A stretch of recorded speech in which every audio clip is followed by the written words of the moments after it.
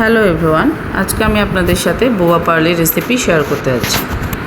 এটার জন্য আমি নিয়েছি cocoa powder, white sugar powder আর সাবুদানা পাউডার।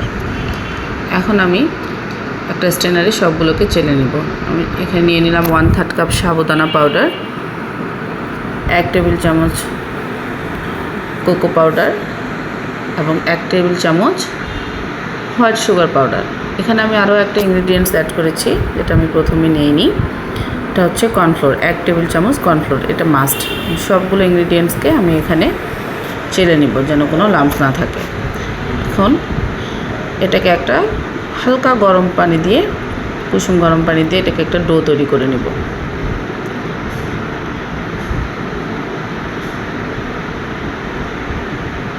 ঠিক এরকম একটা ডো তৈরি হবে। ছোট ছোট করে বল তৈরি করে নিলাম। কিছু কর্নফ্লোর ছিটিয়ে দিয়েছি যেন একটার সাথে একটা লেগে না যায়। এখন এগুলোকে আমি 10 মিনিটের জন্য সিদ্ধ করব। আপনারা চাইলে এগুলোকে এভাবেই ডিপ ফ্রিজে সংরক্ষণ করতে পারেন, পরে বের করে এগুলোকে সিদ্ধ করে সার্ভ করতে পারবেন। এই যে আমি গরম পানিতে সিদ্ধ করতে দিয়েছি।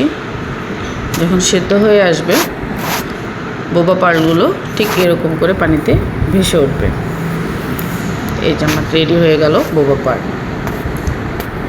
আপনাদেরকে আমি দেখাই, একদম নরম তুলতুলে হয়েছে, বুঝছেন? এখন আমি একটা চিনির সিরাপ তৈরি করব। এখানে আমি চিনি নিয়ে নিয়েছি 2 টেবিল চামচের একটু বেশি।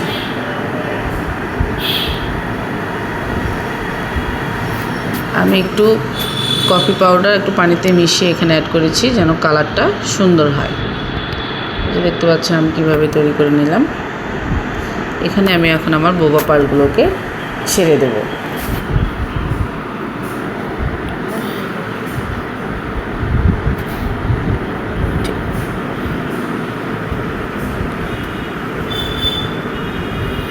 কালারটা কি সুন্দর হয়েছে, একদম পারফেক্ট একটা কালার এসেছে।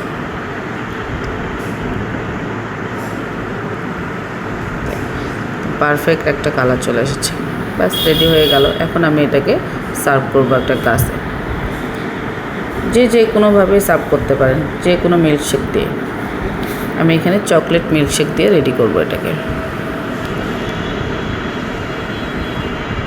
বোবা পার্লগুলো নিয়ে নিলাম, কিছু আইস দিয়ে দেব।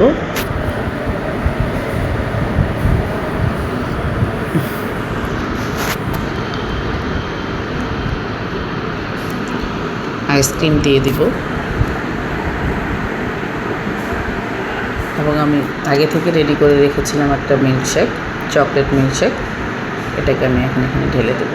ব্যাস রেডি হয়ে গেল আমার বোবা পার্ল মিল্কশেক। Thank you.